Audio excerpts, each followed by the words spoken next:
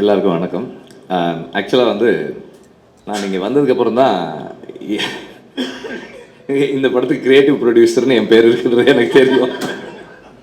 நான் இந்த படத்தில் இன்வால்வ்டு கிரியேட்டிவான்னு எனக்கு தெரியும். கிரியேட்டிவ் ப்ரொடியூசருன்ற டைட்டிலோடு இன்வால்வ்டுன்றது இப்போ தான் தெரியும், எனக்கு இங்கே வந்து தான் தெரியும். மதி வந்து இஸ் அ வெரி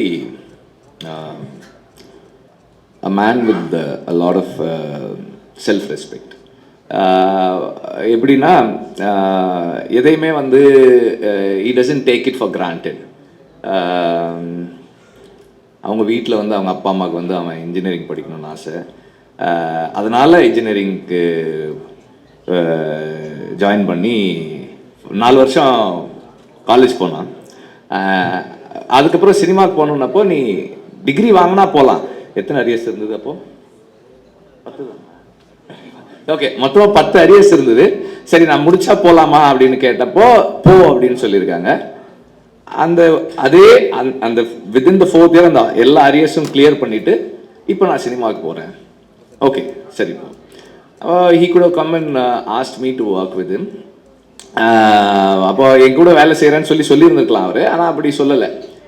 ஒரு படம் வெளியே போய் வேலை செஞ்சுட்டு அதுக்கப்புறம் ஒரு நாள் வந்து அண்ணன் ஒரு ஷார்ட் ஃபில்ம் எடுத்திருக்கேன், அதை பாருங்கள் அப்படின்னு சொல்லிட்டு, அதை நான் நல்லா எடுத்திருந்தேன்னு உங்களுக்கு ஃபீல் பண்ணால் என்ன நீங்கள் சேர்த்துக்குங்க அப்படின்னு சொல்லிட்டு கேட்டார்.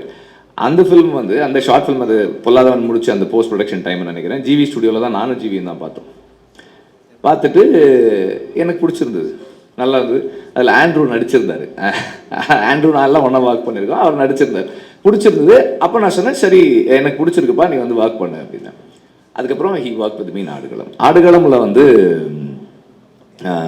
எப்படி விக்ரம் சுகுமாரன் வந்து ஸ்கிரிப்டு, டயலாக், ஷூட்டு அண்ட் டப்பிங்கில் ஒர்க் பண்ணாரோ அது மாதிரி வந்து மதி வந்து எடிட்டிங் அண்ட் போஸ்ட் ப்ரொடக்ஷன்.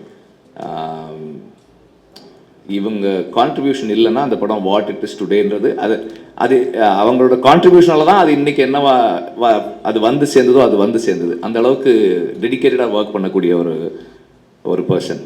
அப்புறம் அதுக்கப்புறம் வந்து செல்ஃபி ஹேப்பன்ட் ஃபார் ஹிம். செல்ஃபியில் நிறைய சேலஞ்சஸ் அதெல்லாம் முடிச்சு and through out the journey என்னென்னா எப்போவுமே வந்து ஒர்க் பண்ணுறதுக்கும் ஒரு டீம் பர்சனாக இருந்து டீமுக்குள்ளே கான்ட்ரிபியூட் பண்ணுறதுக்கும் வந்து எப்போவுமே தயங்காத ஒரு பர்சன். அண்டு எல்லா படமுமே வந்து அந்த நான் பண்ணுற எல்லா படத்துலையுமே வந்து எங்களுக்கு வந்து ஃபைனல்னு வரும்போது வந்து அது வந்து அந்த கடைசி நேரத்தில் போட்டு எல்லாரையும் கூப்பிட்டு போட்டு காமிச்சு டிஸ்கஸ் பண்ணி இது என்ன ஒர்க் ஆகுதா ஒர்க் ஆகலையா அது பெரிய டிஸ்கஷன் நடக்கும். ஸோ அந்த மாதிரி எப்போதுமே கூட ஒர்க் பண்ணி அதே மாதிரி மனசுக்கு படுறத எந்த ஹெசிடேஷனும் இல்லாமல் சரின்னா சரி தப்புன்னா தப்புன்னு சொல்லக்கூடிய ஒரு பர்சன். ஸோ அப்படி விடுதலையில் வந்து he was with me. And அந்த விடுதலை ஃபர்ஸ்ட் பார்ட்டில் அந்த ட்ரெயின் சீக்வன்ஸ் ஷூட் பண்ணும்போது he was working for that shoot. அதுக்கப்புறமா போஸ்ட் ப்ரொடக்ஷன்லேயும் இருந்தார். ஸோ அந்த நேரத்தில் எல்ரேட் சாருக்கு வந்து மதியோட இன்ட்ரொடக்ஷன், மதி ஒர்க் பண்ணுறதெல்லாம் பார்க்குறாரு. மணியும் எல்ரேட் சாரும் வந்து தே ஆர் வெரி இம்ப்ரெஸ்ட். அவருடைய கான்ட்ரிபியூஷன் அண்ட் இப்போ எல்லோரும் சொன்னாங்களே ரொம்ப பேச மாட்டான்னு. அதில் நல்லா தான் பேசுவாங்க. ஸோ அப்படி அது ஒரு இதுதான். என்ன பேசணுமோ எப்போ பேசணுமோ அதெல்லாம் கரெக்டாக பேசுவான், அதெல்லாம் ஒன்றும் இல்லை. So the way he carries himself, the way he puts across his thoughts, அது வந்து எல்ரேட் சாருக்கு ரொம்ப பிடிச்சிருந்தது. அப்போ ஒரு தடவை பேசும்போது, சார் நான் நல்ல பையனாக இருக்கான் சார், ஏதாவது ஸ்கிரிப்டு அப்படி ஒரு நல்ல ஒப்பீனியன் இருக்குது அப்படின்னும் போது அப்போ Mathi was working for his film. அப்போ இந்த ஐடியா எனக்கு சொன்னப்போ எனக்கு ரொம்ப பிடிச்சிருந்தது, ரொம்ப நல்லா இருக்கு. பிகாஸ் இந்த மாதிரி ஒரு வேர்ல்டுக்குள்ளே இங்கே இருக்கு. அதில் அந்த இவங்க அந்த அவர் ஒருத்தர் சொல்கிறாரு இல்லையா, இப்போ எப்படி நிலத்தில் இருக்கவங்களுக்கு ஜல்லிக்கட்டோ அது மாதிரி எங்களுக்கு இந்த பாய்மர படகு போட்டி. இப்போ நம்ம இங்கே இருக்கோம், நம்ம மக்களில் ஒருத்தருக்கு வந்து இப்படி ஒரு விளையாட்டு இருக்குது, இப்படி ஒரு ஸ்போர்ட் இருக்குது, அது அவங்க வாழ்க்கையோட அவ்வளவு முக்கியமான ஒரு அங்கமாக இருக்குது, ஆனால் நமக்கு தெரியலை. அப்போ இந்த மாதிரியான ஒரு வேர்ல்டை எக்ஸ்ப்ளோர் பண்ணி இப்படி ஒரு ஸ்டோரி சொல்லணும்னு நினைக்கிறது வந்து எனக்கு ரொம்ப நல்லா இருந்தது. I thought it's a very good idea to explore further. நீ அதை இன்னும் ஒர்க் பண்ணு அப்படின்னு சொன்னேன். ஸோ ஹி ஹேட் அந்த அந்த பேக்ரவுண்டில் கொஞ்சம் டெவலப் பண்ணி ஒரு ஒரு ஒரு கான்செப்டாக சொன்னப்போ நான் ப்ரொடியூசர்கிட்ட சொன்னேன், சார் உங்கள் வேர்ல்டுக்குள்ளே ஒரு கதை இருக்குது சார், கதை சொல்கிறாங்க சார், நீங்கள் கேளுங்க அப்படின்னேன். அது ஐ திங்க் அந்த விடுதலை கிளைமேக்ஸ் ஷூட்டிங் ஸ்பாட்லேயே ஏதோ பேசணும்னு நினைக்கிறேன். அந்த அந்த இடத்துல சொன்னேன். அப்புறம் லைன் சொன்ன உடனே அவர் சார் சூப்பராக இருக்கு சார். அங்கேருந்து தென் அதுக்கப்புறம் அவங்க அது அப்படி அந்த ஜேர்னி அப்படி போக ஆரம்பிச்சிருச்சு. And I'm very happy that it happen. இப்போ இதில் இருக்கிற டீம் கதிர் பற்றி சொல்லணும்னா, மற்றவங்களை எனக்கு பர்சனலாக தெரியாது, அஃப்கோர்ஸ் ஜிவியை தெரியும். கதிர் பற்றி சொல்லணும்னா one of the few cinematographers who can contribute creatively in script writing. Script ஸ்டேஜ்லேயே வந்து அவரால் வந்து க்ரியேட்டிவாக கான்ட்ரிபியூட் பண்ண முடியும். நான் வடச்சென்னை கதையை ரொம்ப வருஷமாக 2003 எல்லாருக்கும் சொல்லுவேன், பார்க்குற எல்லாருக்கும் சொல்லுவேன். அப்போ ஒரு தடவை அவர்கிட்ட சொன்னேன், ஏர்லி டேஸில், பொல்லாதவனுக்கு முன்னாடியா பொல்லாதவனுக்கு அப்புறமா தெரியல, ஏதோ ஒரு டைமில் சொன்னேன். அப்போ சொன்னப்போ என்கிட்ட சொன்னார், இந்த கதையில் சந்திரா தான் ஹீரோ அப்படின்னாரு. சந்திரா மேலே தான் இந்த கதை இருக்குது அப்படின்னாரு. அதாவது சந்திரா மேலே கதை இருக்குன்றதை கண்டுபிடிக்கிறதே வந்து ஒரு பெரிய இதுதான். ஸோ அப்போ ஒரு ஸ்கிரிப்டுக்குள்ளே அவரால் வந்து அவ்வளோ க்ரியேட்டிவாக கான்ட்ரிபியூட் பண்ண முடியும். ஒரு கோ ரைட்டராகவும் ஒர்க் பண்ணக்கூடிய ஒரு சினிமாட்டோகிராஃபர் இருக்கிறது மதிக்கு வந்து ஒரு பெரிய சப்போர்ட்டாக இருக்கும். And editor, art director and all other technicians எல்லாருமே கண்டிப்பாக வந்து இந்த விஷனோட கூட இருப்பாங்கன்ற நம்பிக்கை எனக்கு இருக்குது. ஜிவி ஆஸ் ஆல்வேஸ், ஜிவி வந்து இன்னைக்கு he's in this musical prime. ரொம்ப எஃபிஷியண்ட்டாக, ரொம்ப வைப்ரண்ட்டாக, எனர்ஜெட்டிக்காக டெலிவர் பண்ணிகிட்ருக்காரு. அண்டு அவர்கிட்ட வந்து நீங்கள் 30 நாள் இல்லை 2 நாள் இல்லை, ஃபுல் படத்துக்கே நீங்கள் 5 நாள்லேயே பண்ணுவீங்க. அது வந்து one of GV's very special qualities. he doesn't tire. எந்த நேரமாக இருந்தாலும் எந்த டைமாக இருந்தாலும் அன்னையிலேருந்து இன்றைக்கி வரைக்கும் அப்படி தான் இருக்குது.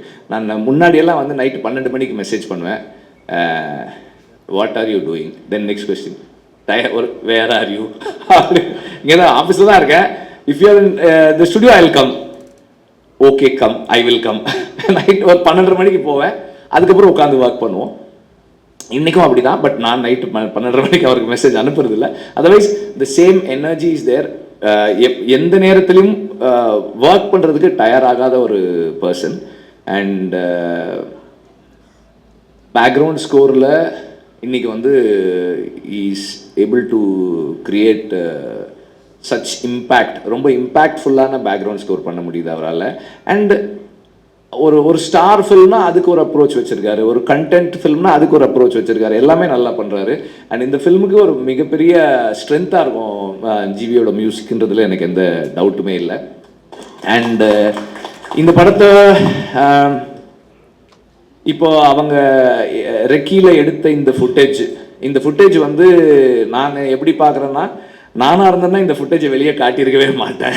ஏன்னா இதை மேட்ச் பண்ணுற மாதிரி நம்ம ஆக்சுவல் ஃபுட்டேஜ் எடுக்கிறதுன்றது வந்து சினிமாவில் எடுக்கிறது ரொம்ப ரொம்ப கஷ்டம். இதை வந்து அவங்க வெளியே காட்டுறதே வந்து அவங்க கான்ஃபிடென்ஸ் தான் சொல்லுது. It's going to be a very challenging task for everybody to create this, to be part of this behind the camera and in front of the camera. ரொம்ப ரொம்ப பெரிய சேலஞ்சு. மதி வந்து I think is taken up a very very very big challenge. But என்னன்னா, சூரி மாதிரி ஒரு டெடிக்கேட்டடான ஒரு ஆர்டிஸ்டும், எல்ரெட் மாதிரி ஒரு பேஷனட்டான ப்ரொடியூசரும் இருந்தா, அவர் எல்ரெட் சார் வந்து நம்ம ப்ரொடியூசர் வந்து அவருடைய என்ன சொல்றது, ப்ரொடியூசராக இருக்கிறது அவருக்கு செகண்ட் ஜாப் தான். அவர் வந்து ஃபர்ஸ்ட் வந்து ஏடி தான்.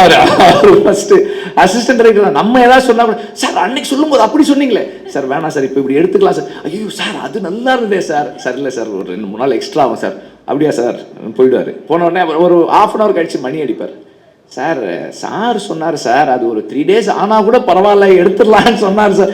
இல்லை மணி பட்ஜெட் இல்லை சார். சார் அதெல்லாம் சார் பார்த்துட்டார் சார். இல்லை இப்போ பீட்ரு வரணுமே, அதுக்கு பீட்ரு சார் அது பேசிக்கலாம் சார். சார் வந்து அது எடுத்துட்டா நல்லா இருக்குன்றாரு சார். இப்போ எப்படி ஆகிடும்னா, டைரக்டரை வந்து ப்ரொடியூசர் கன்வின்ஸ் பண்ணுவார் செலவு பண்ணுறதுக்கு. நம்ம வந்து ஐயோ செலவாகுமே அப்படி எடுக்கணும். ஸோ அந்த மாதிரி ஒரு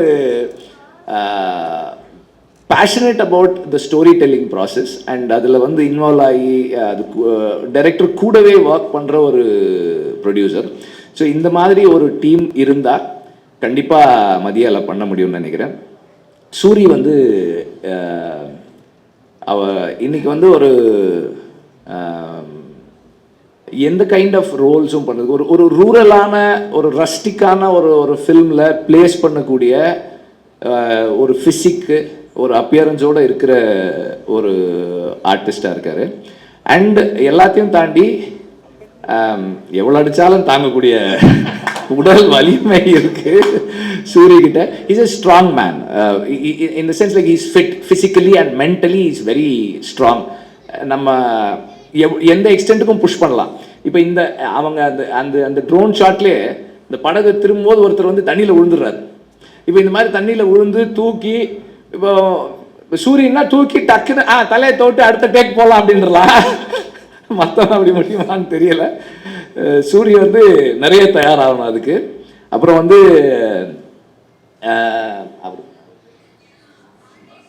சுஹாஸுக்கு வந்து ஒரு சிறப்பு நன்றி. அவர் எடுத்துக்கிட்ட எஃபர்ட்டுக்கு, இங்கே தமிழில் பேசணும்னு எடுத்துக்கிட்ட முயற்சி இருக்கு இல்லையா, அதுக்கு வந்து ஒரு ஒரு ரொம்ப சிறப்பான நன்றி. ஏன்னா அவர் வந்து இப்போ நம்மளே வந்து பாதி தமிழ் பாதி இங்கிலீஷில் தான் பேசுகிறோம். ஆனால் இங்கே வரும்போது தமிழில் பேசணும்னு அவர் போட்ட அந்த அந்த முயற்சி வந்து ரொம்ப பாராட்டுக்குரியது. Special thanks, you have impressed me. So and எல்லாருக்கும் வந்து என்னுடைய வாழ்த்துக்கள். அண்டு மதியை வந்து நான் திட்டலை, நான் கொஞ்சம் அழுத்தமாக சஜஸ்ட் பண்ணேன், அவ்வளோதான். மணியை பற்றி சொல்லணும். மணி வந்து எல்ரெட்டுடைய ஒரு ஒரு என்ன சொல்கிறது, ஒரு ஃபில்டர். மணி வந்து எதை எப்படி எங்கே யார்கிட்ட சொல்லணுன்றதை வந்து ரொம்ப பக்குவமாக ஹேண்டில் பண்ணி ஒரு ப்ராஜெக்டை பத்திரமா, இந்த படத்தினுடைய பாய்மரம் வந்து மணி தான் கரெக்டாக வந்து கொண்டு போய் சேர்க்கறதுக்கு வந்து மணி வந்து எப்போதுமே முயற்சி பண்ணிக்கிட்டே இருக்கிற ஒரு ஆள். அண்டு எல்லாருக்குமே வந்து என்னுடைய வாழ்த்துக்கள். அண்ட் ஒவ்வொரு கட்டத்துலையும் அந்த படத்தை நான் பார்த்துட்டே இருக்க போகிறேன். என்னுடைய கருத்துக்களை அழுத்தமாக சொல்லிக்கிட்டே இருக்க போகிறேன். தேங்க்யூ.